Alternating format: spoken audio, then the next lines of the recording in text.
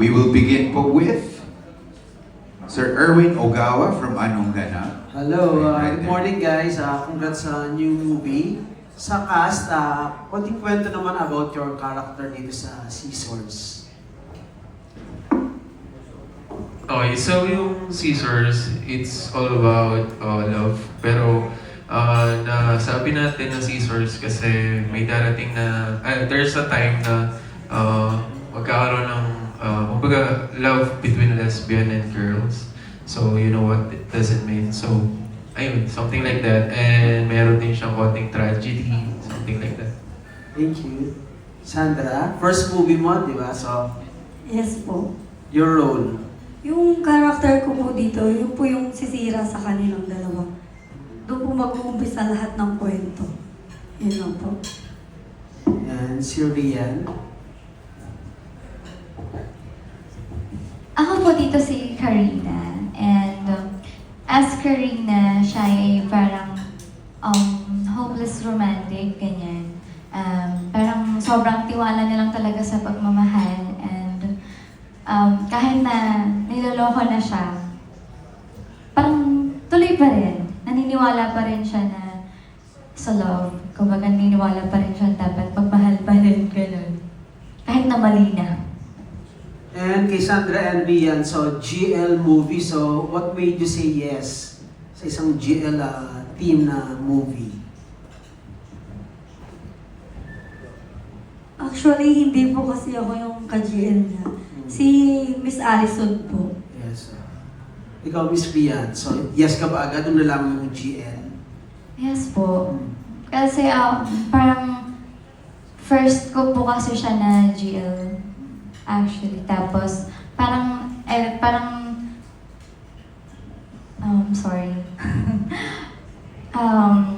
First ko po siya na GL na one-on-one po kami. So mas na-express ko po sa kanya yung sarili ko. Ganun. So, yeah, game naman po ako nung nalaman ko. Thank you. Best of luck sa movie. Thank you. Thank you, Sir Erwin. Next question po from TikTok, People's Journal, Tita Aster Amoyo. Thank you, TJ. Hi. Kay Direk muna. Direk, medyo marami-rami rin ang pelikula na gawa mo sa Viva, di ba? How different is this movie sa mga past sexy movies na nagawa mo for BMX? Siguro na-challenge ako sa mga GL. So, it's a different element sa sex genre para sa akin. So, I did more research talaga when it comes to GL element. So, yun siguro yung challenge para sa akin. Follow up lang direct. Scissors. Literally, alam namin gunting. So, anong kinalaman ng title mo sa pelikula?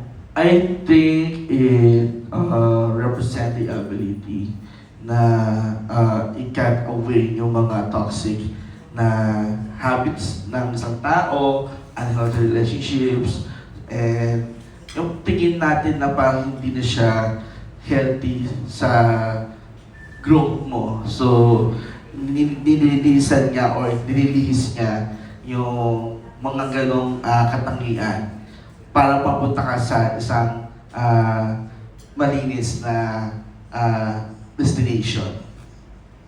So, I think yun po yung ibig sabihin ng season. Thank you, Direk, kay Rian, Sandra, at saka syempre si, how do you Gion? Yeah, Gion po. Gion, okay. Can you tell us a bit about yourselves para may idea naman kami? At follow-up question ko doon, bakit niyo pinasok yung pagpapasexy? Okay. So, since I was young, parang pangarap ko na talaga maging artist. So, I see this VMX as a stepping stone for me para ma-release out ko kung ano yung art na meron sa akin. So, I see VMX naman as an art. So, there's nothing wrong with that. So, ayun, parang para sa akin, it's a stepping stone para mas maipakita ko sa inyo kung ano yung talento meron ako. Something like that. Thank you, Sandra. Sa akin naman po, kaya ko po siya pinasok. Kagaya nga po ng sabi ni Gion, para po sa akin, stepping stone ko po kasi siya. Ano, tsaka pangarap ko din po talagang mag-artista. Di ba sabi ko, pahinila ng konting background about yourself. Dati po talaga, nagko-cosplay ako, nagmo-model, then napunta sa sexy shoot, then nag-offer po ng yung manager po sa akin na pumasok po ako sa Vivo. That's why napunta po ako ngayon dito. Thank you, si Rian Ramos. Marami po talaga nakukonfuse sa pangalan ko kasi natatawag nila akong Rian Ramos. Anyway, I am Rian Rivera po and matagal na rin po akong umaarte. Pangarap ko nang maging artista when I was 17 years old. And marami na rin po akong mga nagawang project and tapings. Nag-extra din po ako before. Hoping na ma-discover and galing din po ako sa Sexy Babe. Winner po ako ng It's Showtime Sexy Babe 2025 daily winner. From there, na-discover po ako ng aking manager na si Tito Lito Di Guzman. And ayun, pinasok ko po yung VMX or sexy industry kasi back then, puro sweet yung ginagawa ko. I am also an artist, singing, dancing, I do modeling as well, and endorsing. Pero, napapansin ko na parang hindi ako nag-grow sa field na yun. So, I tried a different path. Kaya, napunta siguro ako sa VMX and siguro, dininig lang ni Lord na baka try mo to na, baka dito ka mapapansin. So, yun lang po. Thank you so much and good luck to your movie at saka syempre good luck sa inyong lahat. Thank you so Thank you much. so much po. Salamat po, Tita Aster. It's good to see you. Next po, from Abante, we have Tita June Lalin. Tita June. Ayun po, hello po.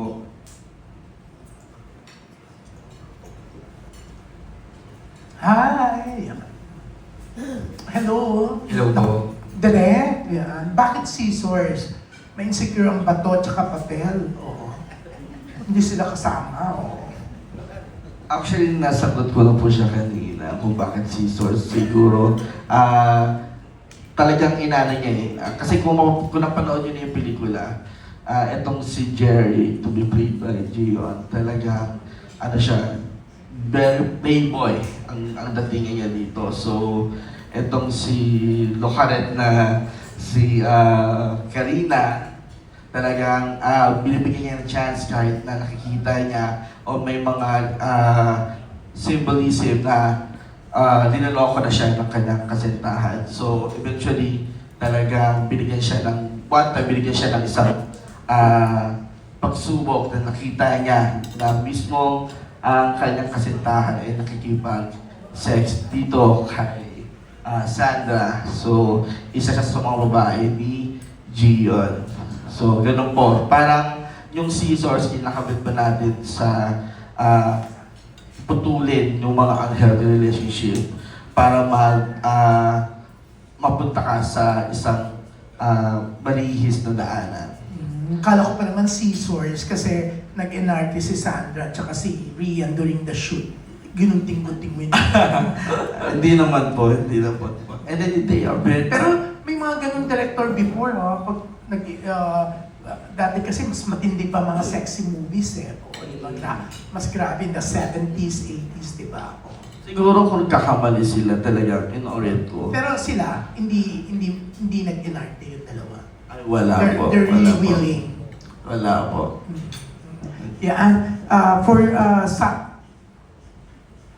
Yeah, for Sandra and Rian, anong pinakamatinding ginawa nyo dito? Oo.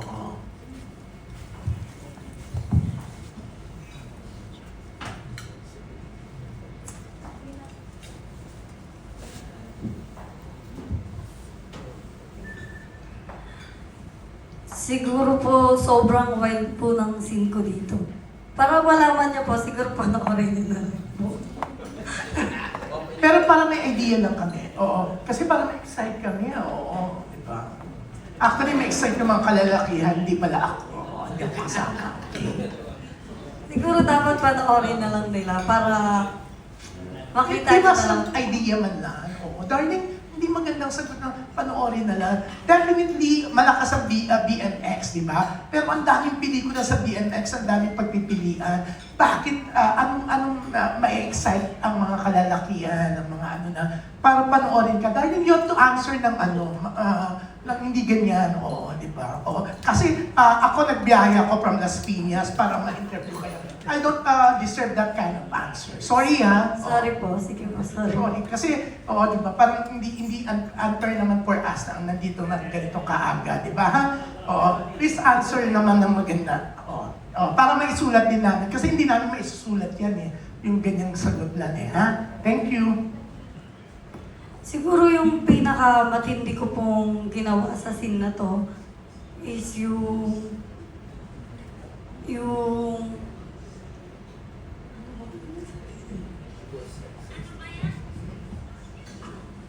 Yan, thank you. Mukhang matindi talaga yung scenes mo, kaya hindi mo masabi. Actually, matindi Oo, po talaga. Yan, Kasi na tayo po, kay Rian, baka natotrauma siya, baka ano siya, di ba, na Sorry dahil po. ginawa niya. Naiintindihan Sorry po. na kita kung ba't hindi mo masabi. Sorry, Rian. Oo, ikaw na lang. Yan.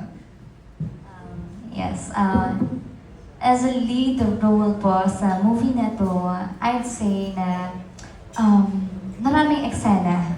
Sa bawat scene naman, naging wild ako dun, I'd say. And of course, yung pinaka sigurong malala na nasasabi ko is yung kahit na nagulat ako na i-offer sa akin ng character ni Gio na tara, mag-threesome na lang tayo. Ha? Parang I was shocked, pero sige na nga, try na natin. Parang ganun yung nasa isip ko. Parang, di ba? So, yun. Yan. Sandali, eto bonus question, Rian. Feeling ko, isa ka sa magre-reina sa BMX. Isa ba yun sa pangarap mo, kaya pinasok mo rin yung BMX? Yes naman po. Ever since naman po, my dream was to become a big star. Hindi lang po sa BMX, but also in the mainstream. Hopefully, soon. Yan. Pero congrats sa inyo ang dalawa. Thank you so much, And to Gion? Is it Gion? Gian po. Gion, Yes, yan. Yan, congrats. Mukhang palaban talaga itong scissors yan. Yan, manunod ako neto. Thank you so much po.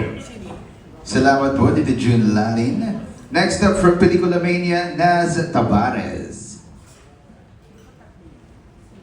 Hello, I'm for Gian, Sandra, and Rian. First time niyo ba magkaka-work sa isa't isa? Actually, yes. Pero first time ko sila naka-work. So, kumusta yung usapan niyo for the intimate scenes? Ano yung mga ginawa niyo, preparations, and paano kayo naging maingat sa isa't isa? So, since pag ilang ko ng BMX to, usually talaga para sa akin, una sa lahat, hygiene talaga. That's the most important thing when it comes to BMX. Second is, even though first time namin magka-work, kinakausap ko talaga yung girls kung ano yung mga restrictions nila so that I know kung hanggang saan lang ako. Kasi mahirap na baka mag-disrespect ko sila nang hindi ko alam. So usually kinakausap ko talaga sila kung ano yung mga dapat, kung ano yung mga hindi. That's why parang doon ko nakukuha yung loob nila para mas ma-deliver namin na mas maayos yung character namin. Yan. Sandra? Sorry, ano po ulit yung tanong? Kumusta yung intimate scenes? Ano yung preparations? Ano yung mga usapan niyo? Dalawa ni Gian? Ganun din po, bago po kami sumalang, syempre, hygiene po talaga yung inuuna namin. Mag-mouthwash, tututbrush, syempre, and magpapabango. And then bago naman po kami, bago po i-shoot yun, syempre nag-usap, siya po una nag-reach out sa akin para wala na pong kailangan, gano'n. Ayun po. May limitations ka ba? And na-culture shock ka ba nung, kasi since first project mo ka sa BMX? Actually, wala naman po akong limitation. Go lang po ako sa lahat. Pero nagulat ka nung nag-shoot na, may ganun ba? Hindi naman po. And na-inform naman po kami na gano'n. And aware naman po ako na gano'n talaga yung movies. Thank you kay Rian. Yeah, same thing naman po. Talaga, ang routine naman namin every time na we do the shooting at eksena, ganyan. Siyempre, dapat kumonek kami sa co-actors namin. Kasi malaking factor yun eh. Kapag meron kang ilang, hindi mo siya magagampanan ng maayos. So, parang hindi siya magiging realistic. So, yun po. And, syempre, ang hygiene, importante. Hindi ako sasalang ng walang toothbrush yung partner ko, di ba? Ganun. So, yun lang naman po. And professionalism, of course. Ikaw, may limitations ka rin ba? Wala po. I do all out. Direct naman.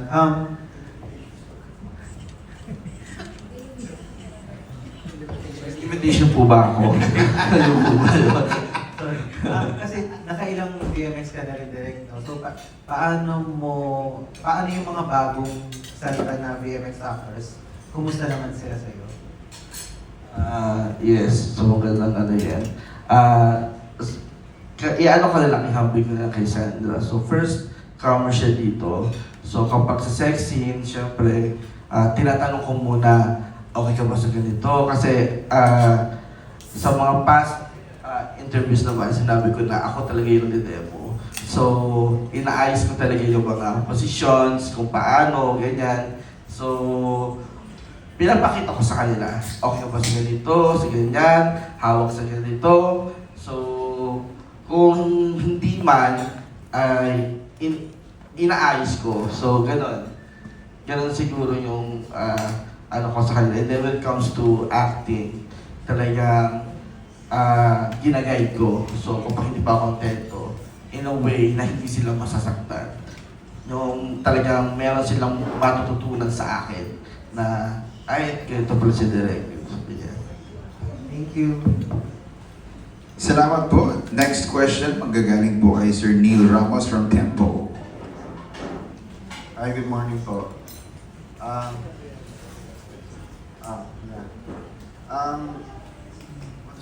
Rian Rivera. Yeah. Good morning, ma'am. You've mentioned, yeah. Hi, ma'am. Nabanggit nyo kanina na nakailang pelikula na rin kayo, no? And this is your first GL. Is that correct po? Sorry, I mistaken that. I mean, first GL ko po siya ng one-on-one. Kasi the first movie I did was Pansamantala. Foursome kami doon, 3 kaming babae. So medyo ang hirap. Saan ako, ganyan. Ganun po. So dito, mas na-express ko yung sarili ko kasi one-on-one kami. Ganun po. Okay. So, ibig mo sabihin, mas better, I think, mas magandang i-express ang sarili kapag one-on-one? Is that right? I think that's, in my own opinion po. Paano mo hinugot yung kakayanan mo to do a GLC? I mean, saan mo kinuha yung inspirasyon? O yung, did you watch like these GL scenes beforehand or? Actually, opo. Kasi I'm a straight woman. So, ang ginawa ko po talaga is nanood po ako ng mga inspo, ganyan. Opo. Para makatulong din sa akin sa eksena. So far, ma'am, I'm sure may since you've been a Gion dito, di ba? And then with Allison. Yes, right? with Allison. So, tingin mo alin doon yung mas mainam o mas magandang gawin para sa'yo? I don't know how to put it. Alin yung mas naging madali o naging mas maayos sa'yo? Sa lalaki, kay Gion or kay Allison? In terms of intimate scenes po? Both naman po. Opo. Wala naman po akong pinipili. Tsaka, kapag po talaga may ka-eksena kasi ako, lagi akong kumukonek sa kanila. Kasi my aim was to make it realistic. Yun po talaga yung aim ko. Ganun. So, wala naman pong sa difference for me. Pa-define lang po, last na lang po talaga. Pa-define lang yung connect. Paano yung connect? What do you mean? Parang I think of them like my partner. Ganun. Parang inisip ko, jowa ko siya this time. So, I need to boom boom bam bam like that. Opo. Scenario yun, boom boom bam bam. Yes po. Salamat po ma'am, yun lang po. Thank you so much. Thank you, Sir Neil. Okay po, next question po manggagaling po from Sir Jojo Panalingan from Rider PH.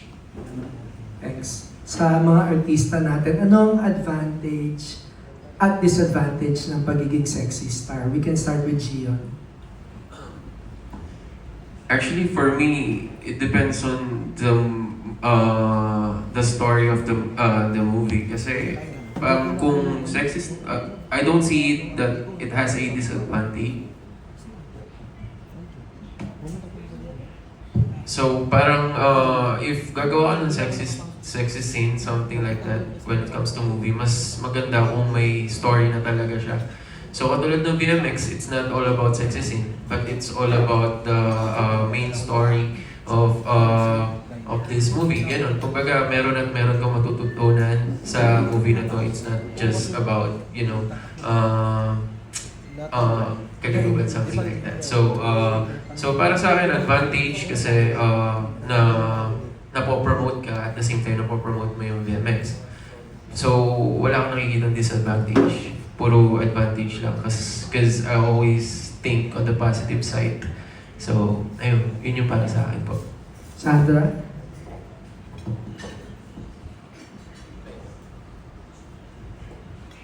For me po, yung advantage niya is, ayun nga po, syempre mag-grow ka as an artist at maraming hahanga sa'yo, syempre. At idolizing ka nila kasi ang sexy mo, ganon. Yung disadvantage na lang na nakikita ko, yung iba kasi hindi nila naiintindihan na hindi lang puro pa sexy. Meron naman din natututunan dito sa movie na to. Yung iba, yung disadvantage nun is nami-misinterpret nila yung for me as an artist, ganun. Like, may mga tao na humusgahan ka talaga nila. Ganun lang. Ayun po. Rhea? For me naman po yung advantage, syempre, acting platform pa rin naman po ang VMX kahit nasa app lang siya. So, nire-recognize pa rin siya sa mainstream. Di naman po lingid sa ating kaalaman na marami na rin pong nakatawid na sa mga VMX artists. So, it's a very good advantage po na being able to express and show our talent here. Parang training ground namin, ganun. Parang portfolio kung tawagin. So, yung disadvantage naman po, of course, and then, kagaya ng sabi ni Sandra, hindi talaga may iiwasan sa mga tao na ma-misinterpret or i-judge ka talaga na, baka ganyan ka talaga. Kaya mo siguro ginagawa yan kasi baka, alam mo na, may iba kang side hustle. May mga ganyan na misjudge ka. But, syempre, opinion nila yun. Ang mahalaga, alam mo sa sarili mo kung ano ka talaga. At ginagawa mo lang to for your dream as a stepping stone. Yan lang po. Salamat. Yung second question ko sa inyo ulit tatlo, starting with Rhea naman. Ano ang reaction ng pamilya nyo sa trabaho nyo, and also, do you allow them to watch your movies or series? Yeah. About that thing, of course, medyo sila, kasi from wholesome, nag-switch ako into more mature role. So parang nabigla rin sila. Sila yung na-culture shock, hindi ako. So, nabigla sila, but syempre, support pa rin nila ako dahil, yun, pamilya, and parang wala naman na po atang other concern. Yun lang po. Tama? Sandra? Yung family ko po is very supportive naman po sa akin. Pero hindi ko po sila inaalaw na, like my parents po, hindi ko po sila inaalaw na panoorin. Yes, may mama and papa. Hindi ko po sila inaalaw. Dahil sinabi mo mismo, huwag yung panoodin, ha? Kasi ibang magulat sila. Pero yung mga sisters ko po, napanood naman na po. Anong reaction? Proud naman po sila. Minsan natatawa sila. Thank you po, yun po. Thanks. Gia? Ayun, sa akin naman, hindi ko sila inaalaw panoorin eh. Kasi, nahiya ako, something like that. Kasi they know me na very, tahimik and all stuff, something like that. So, sabi ko na lang sa kanila, just like what I said earlier na since I was young since I was young, pagiging artist na talaga gusto ko in the future. So, ayun, parang they see it as an art. So, sinusuportahan na lang nila ako kasi they know na yun talaga yung pangarap ko. So, in-explain ko naman sa kanila na it's not all about sex scenes, but it's parang it's an art for me. So, naiintindihan naman nila. So, nagsusupport sila pero hindi nila pinapanood. Thanks. Maraming salamat po, Sir Joe. Thank you very much. Next question po will be coming from Tita June Nardo from Marites University. Hello.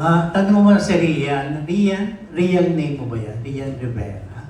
Screen name po. Screen name lang. Yes po. Pero matagal ko na po siyang gamit since nag-start ako, 2017. Bakit Rian? Dahil ba kay Rian Ramos? O kay Marian Rivera? Or what? Nagsama mo Rian Ramos o Marian Rivera? Marami nakakapansin. Oo. Opo. Pero actually, yung Rian po kasi parang pinangalanan lang ako ng isang director din from my workshop before na sobrang tagal na po nun.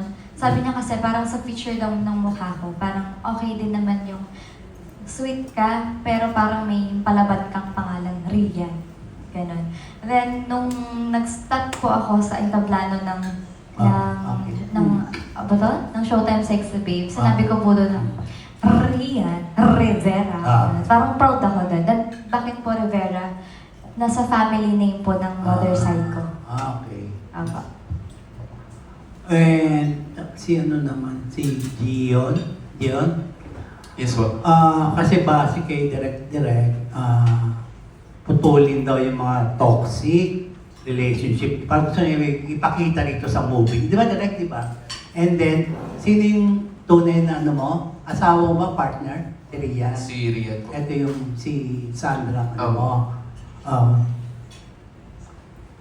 Parang na-imagine ko lang, totoo ba kaya, meron kaya eksena rito, pinutulang ka? Dahil nga sa pagiging playboy mo, gamit ang scissors? Actually, wala naman po. Pero pinutulan niya ako in a way na kinat off niya ako entirely sa buhay niya. Si Rian? Opo, si Rian. Pero nagamit din yung scissors, if mapapanood niyo siya, para something isaksak sa amin. Ganun. So, that's why sabi ko sa inyo, meron konting tragedy. So, if mapapanood niyo siya, gagamitin ni Allison yung gunting na pinanggunting niya kay Rian para isaksak isa sa amin. And that's on you to find out po. Okay. Since hindi pa naman ito ipapalabas, kailan may streaming niya? Actually, showing sa streaming. po siya. Streaming. Yes. Si Christine kasi sinasabi. And anyway, may love scene ka siyempre dyan. Kay Rian, kay Sandra. Po. So, pareho ba yung atake mo sa love scene kay Rian at kay Allison?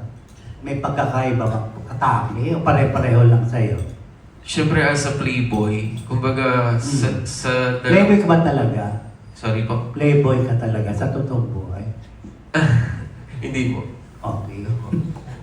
So, sa dalawa, si Allison and Sandra Cruz, iba yung intimate ko sa kanila kasi it's all about pleasure lang. But when it comes to Rian, parang I'm saying sorry in everything what I did kapag ako sa kanya in that scene po. So, parang it's all about saying sorry and parang deep in my heart, kumbaga. Mas may swabe yung... Opo, yun, ganun po siya. Kay Allison, Sandra ba o Allison? Si Rian Rivera po. Sino yung... Si Allison po is yung isang... Kapit mo? Hindi po, siya po yung lesbian dito. Lesbian. So, Yes po. kay Rian ka lang merong ano? Yes po. Hindi mo binanatan si Tomboy? Opo, meron binanatan mo rin. Ba't ba ko na? Binanatan. Direct na may plan about it, tira. binarurot. Opo, actually, lahat po sila. maaga pa. Masaya tayo pag umaga direct, di ba? Ganon. So, magkaiba yung atake. Yes po, yes po. Anong atake mo kay Ria? Yung nga, sabi mo, suabe. Suabe. Kasi nga, humingi ka ng sorry. Doon sa tibok, Tukso lang po. tukso lang. Tukso, alam niyo po yung parang, sige na, game na. Ganun. Gano'n. Parang sinubukan mo lang. Yes po. Ano feeling?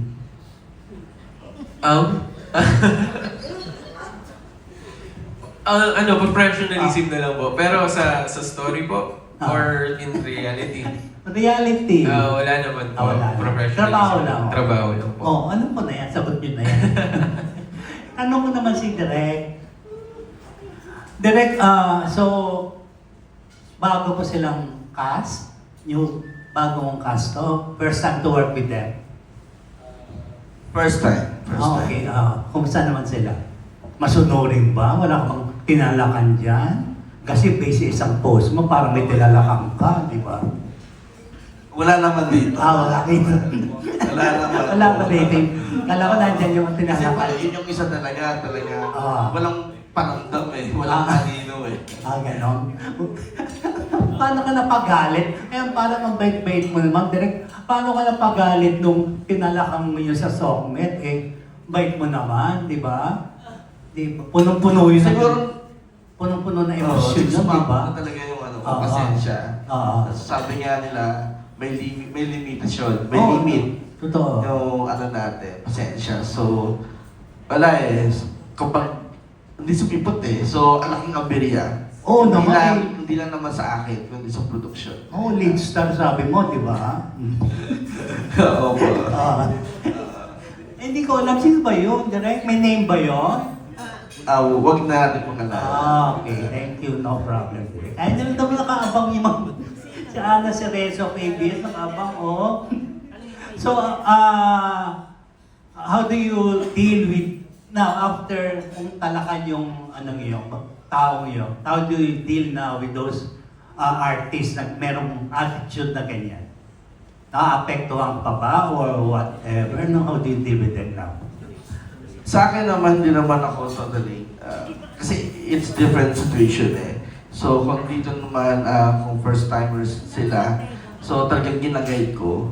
Ayaw kong sabihin nila na ganito pala yung setup sa industriya natin. Ang paggagawa ka, kapag first time ka, talagang papahiya ka, gano'n. Ako naman, talagang ninalapitan ko sila. So, ito yung eksena natin, ganito yung gagawin. Kung nahirapan ka, let me know. So, yun po. Wala naman sa yung ganyan. Wala naman siguro. Wala naman. Wala siguro direct. Wala. Kayo naman, pag kung isang director nyo kagaya ni Direct Christopher, na-visit sa inyo, paano yung kayo ba, papayag ba kayong gawin nyo nung gagawa ba kayo ng gano'n para mag-visit yung isang director para mag-post? Rian, Wala po Wala po akong... Walang Hindi ko ginawa maisip ganyan. yung sarili ko nagagawa ako ng something like that. Yes po. Kasi when it comes to work, I'm very professional naman. But I always did my best. Very good. Ikaw, Sandra. Same din po. I work professionally po. Tama, ikaw, Gio. Actually, it always starts from the artist talaga eh, kumbaga. So, if you have this kind of obligation, you must know how to be professional when it comes to work para hindi ka matalakan ng isang director. So, it always starts from you talaga on how you discipline yourselves. Okay, thank you. Ana, satisfied ka ba? Kay Direct? Diba? Okay, thank you. Good luck. Maraming salamat po, Tito Junardo, for making our morning very spicy. As always. Ang ganda ng sagot ni Gion kanina, no? Tinanong ko kung playboy ka ba talaga? Gagamitin ko yan, pare. Playboy ka ba? Hindi po. May pause talaga. Tuloy-tuloy po tayo. Next question will be coming from Matt Suzara from La Quasera Lovers. Hello po, good morning. First question sa tatlong artista. Sabi niyo kasi may mga artista nga sa VMX na nakatawid na. Sino yung iniidolo yung VMX stars na gusto niyong sundan yung iyapak pagdating sa career? So maybe I go first. I think si ano po, syempre din ako lalayo. Sa same management ko lang sa LDG, si ano po, si Ate Rob Ginto. Kita naman natin na sobrang active po siya ngayon sa mainstream. Marami na rin siyang ginagampanan sa mga teleserye, karelasyon, Wish Ko Lang, and marami pa pong iba. So gusto ko maging kagaya niya. Yan po. Sandra.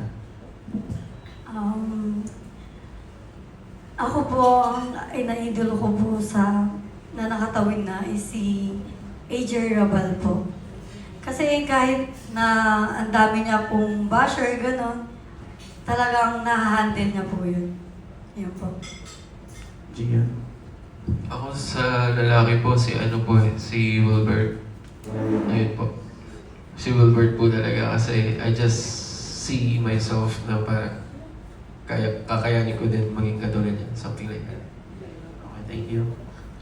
Kay Direk. Direk, ang dami mo ng project sa VMX. Meron ka pa bang parang wish list mo na makatrabaho dito sa mga VMX stars?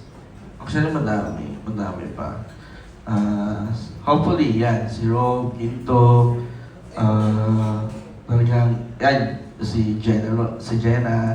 So, ang dami. So, hopefully, makatrabaho mo ngayon. Thank you, Direk.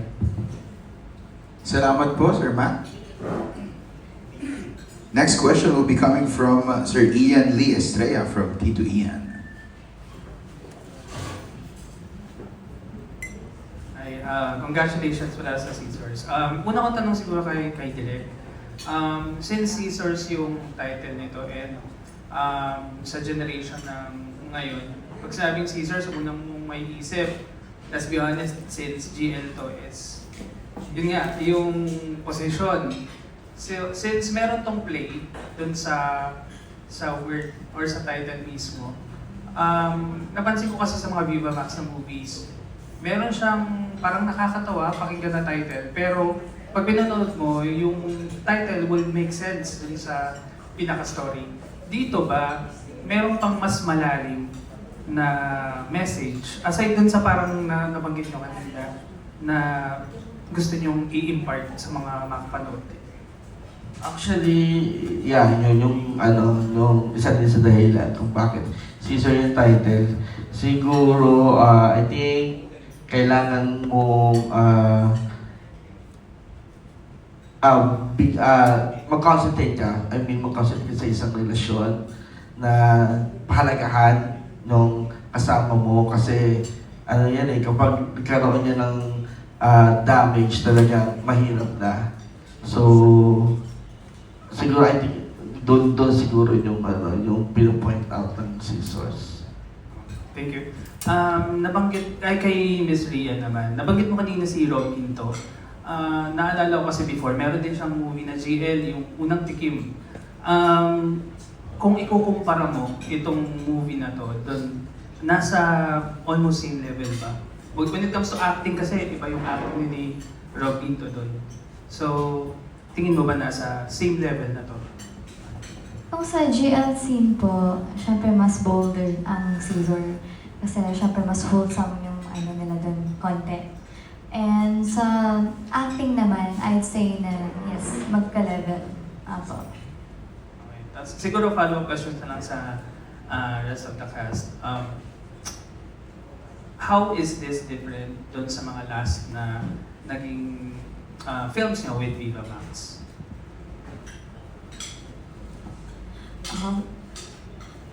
Hindi ko po masasagot yan kasi ito po yung first time kong movie. Sige, kay Zion. Sa akin naman is first time kong magkaroon ng threesome scene. So that's the most different sa mga dati kong movie. And usually naman, laging ang character ko talaga, playboy, bad boy, something like that. So yun yung para sa akin, parang yun yung naging kaiba ng movie na to. First time ko talaga yun. So, mas gusto mo ba yung ganun kaysa sa mga ginagawa mo? Actually, para sa akin, kahit ano naman, okay lang naman po. Okay, sige. Yun lang, thank you. Maraming salamat, Sir Ian. And that wraps up our question and answer